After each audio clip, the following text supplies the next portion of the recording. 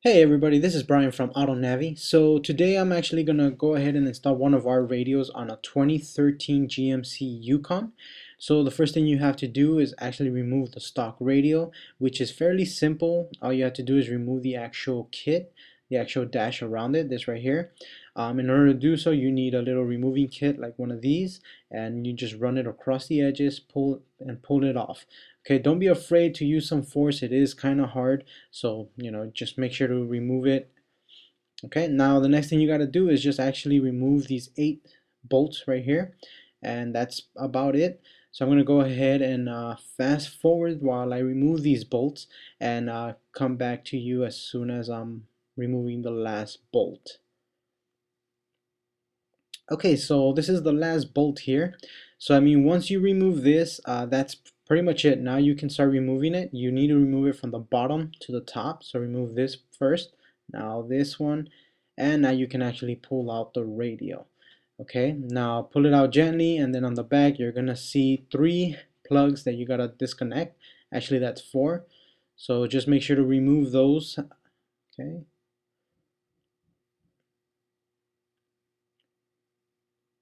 Alright, so these plugs are a little hard, so it'll take you a while, but once you actually remove them, then that's pretty much it.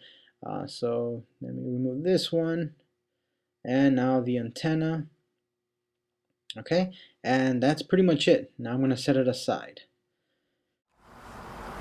Alright, so once you actually remove the stock radio off, what you got to do is get your S90 GMC radio ready. Okay, so you would once you pull out the items, you'll see the actual main harness here, the hockey puck, which retains all the chimes and whistles and all that, and then the CAN bus. You got to make sure that all this is connected on there properly. Make sure it's not loose.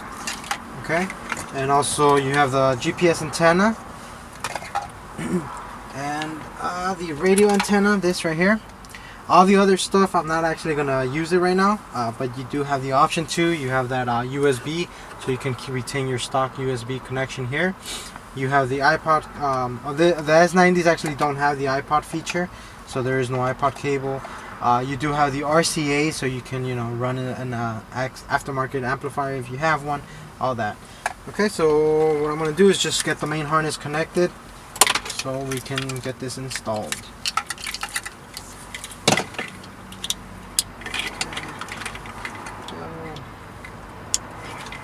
Go. Get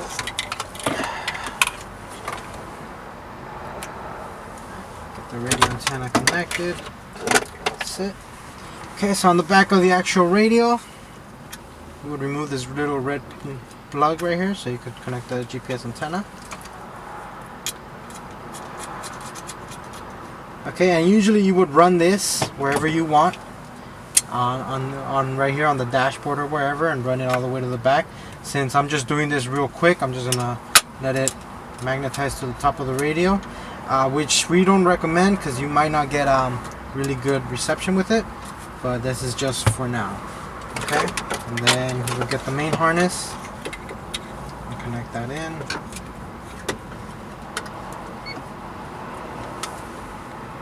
Okay, and then you'll see this plug here. You got to make sure this is connected. This is for your steering controls.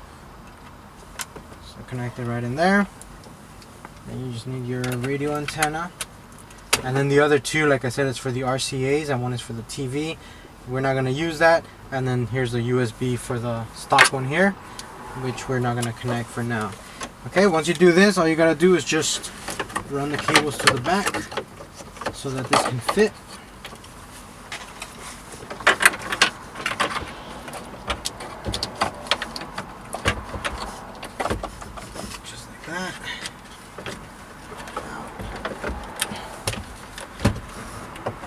Okay, and then all you got to do is just line it up, mess around with those cables a little bit so it can let you in. So I'm going to stop right here, and I'll be back once I actually install everything back in and show you how all the functions are. Alright, so once you actually plug everything in, you just got to put it all back together, put the screws back in, and then put your dash back in, and that's it. As you can see, it'll power on, looks just like OEM. As you can see, the steering controls and everything work just fine, so you don't have to do anything. It's a simple plug and play. Okay, so I'm just gonna go through the whole functions real quick, just to see everything. So there's of course the radio function. This right here is for your presets. You can easily set up all your presets through there. You also have these 4 down here, so you can have those as simple access. So say you want to save that one, just click and hold wherever you want it, and that's it. Okay, this one here is to activate your RDS, which is down here, your automatic frequency, your PTY, and all that. Click on that, it'll take you back. This is just to go between FM and AM stations. Your stereo mono, this is for your local. It's if you want to find all your local stations, that's how it is. And this is your seek. You push that and it'll go through all the stations to save all the presets. Okay, that's pretty much radio there. Next one, I'm just gonna go to this is the main menu. You have your Navi, Bluetooth, radio, USB, DVD, and SD. On Bluetooth, you go out here. My phone is actually already connected, but if you do want to do it, this is the main screen that it'll take you to. You would click on this icon here, the Bluetooth on phone, and then the rest you would do on your phone. You would turn on the Bluetooth, you would look for it called car S90, put the 4 zeros, and that's it. Once it's paired up, it's on here, then you can easily go to like your music, hit play, and it'll start playing. Okay, and that's pretty much it. You can skip through here or use your steering controls to switch the songs. Go back, you have your contacts here. So as you can see, it has them all. If it didn't save your contacts, you can click this button here and download them. And that's pretty much it. You download them and that's it. Right here you can see all my outgoing and incoming, all that, all the missed calls, all of that. Okay. And then right here, of course, is your settings, so you can turn it on and off, turn the auto connect on and off, auto answer on and off, disconnect, change the device name, and change the pin code. Okay. Go back. USB, straightforward. Connect the USB. That's how you would access it. DVD, put in the CD or DVD. You're good to go.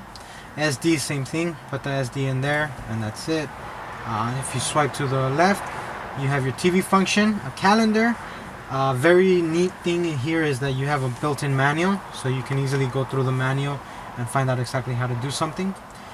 Okay, so you can never lose that manual. Then you have your GPS monitor, you have your calculator, and auxiliary. Okay, and that's pretty much it. Those are all the features there. Pretty straightforward. This doesn't have the capability for an iPod, but if you have an iTouch, you can easily connect it through Bluetooth, and done. Okay, buttons here, you have your volume, power, and on and off button. You have the eject, your band, the play, mute, SRC, which is just main menu. Then you have your seek button, your Navi button, DVD, auxiliary, and pick up, hang up phone calls. Alright, then down here at the bottom you have the brightness. If you click on that, it changes the brightness of it. You have the Bluetooth to make sure that it's on. Right here it shows you, since I'm playing my Bluetooth music, it shows that it's playing here. And then you have your settings. You click on that, you have all these settings here. Date and time, steering wheel settings. If steering controls, as you saw here, it works just fine. I didn't have to do anything, but you can definitely go in here and change them if they're not working. You have your calibration, device setting, system reset, device info, and then if you scroll up, you have your logo wallpaper, GPS path, backlight settings, and audio settings. Okay, and then the last thing really is just the navigation. Click on that, and it'll load up the navigation, and that's it. You're good to go, really. You know, like you guys saw, it was a really simple install. Didn't have to do no cutting, no splicing, none of that. Okay, and as you see, just putting the GPS on top of the radio, it works just fine. We don't recommend it though. It's a lot better to put it somewhere where it's visual, on top of the dash or on the trims here, but it works just fine here. Okay, so I mean, that's pretty much it. Once again, I'm Brian from Ottonavi. Thank you for watching. Please don't forget to subscribe to our channel, check out all our other videos. Thank you.